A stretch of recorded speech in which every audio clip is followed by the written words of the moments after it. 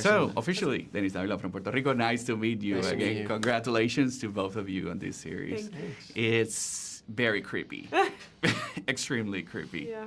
because it has like normal stuff going on. Like it's not creepy because there's a monster or something like that. It's just creepy because your character's family is crazy. Totally. And so I love it. I love Yeah. it. So Camila, this is, if I'm not mistaken, your first horror project. Yes, Am I right? yes. Okay. And you nailed it, by the way. Thanks. What do you think what was going through your mind when you sat down and read the script for the first time? Well, I was really scared of horror growing up, and Uh-huh. it's like wasn't a genre that I grew up watching.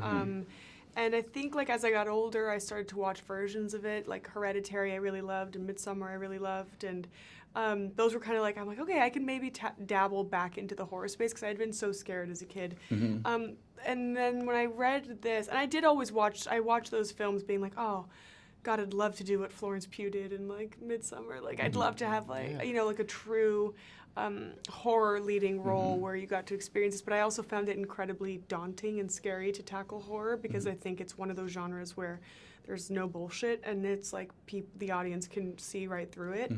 And so I was really skeptical of it, and I would have only done it had it been like in the right hands, which this one was, with, you know, the creative team that's behind this, with the Duffer Brothers and Veronica and Haley. And it's funny because it feels in a lot of ways like an A24 movie or like an independent film. It's very cinematic. But like on a Oh, yeah. massive scale. Yeah. So it's like the best of both worlds. You have like that indie element, but with camera work and like lighting and music that is music is feels great. as though you're in, you know, a grand multi-million Music dollar is budget. great.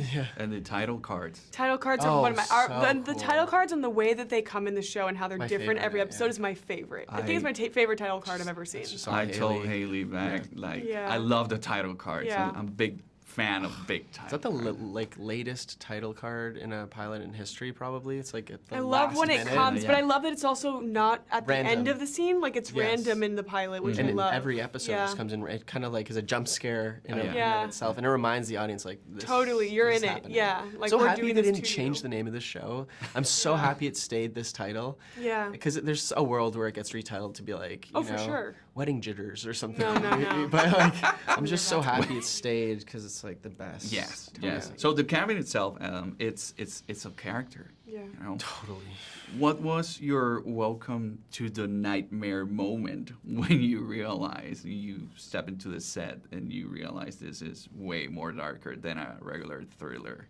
For me, it was like watching Ted, who plays my dad, Boris, just like rip open the skull of a taxidermy dog and seeing like what the props had, how they'd made like the flesh of the dog look. Do you remember that part? Yeah, yeah. I was just like, I oh, have a this photo is of it. That was creepy. brutal. I have a Yeah, photo. yeah. That was that was my first glimpse into being like, oh, I guess I am in a horror project, because it didn't really feel like that for me. It felt like a romantic drama, rom-com at times as well. But Wow. as we kept filming, then the horror started to like seep in, I think.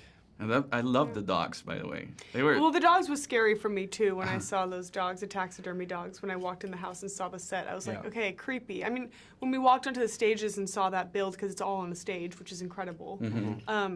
When you saw those hallways and the way that they were lit and the way that it was endless and kind of infinite and very much like a maze, it reminds me of Severance in a lot of ways.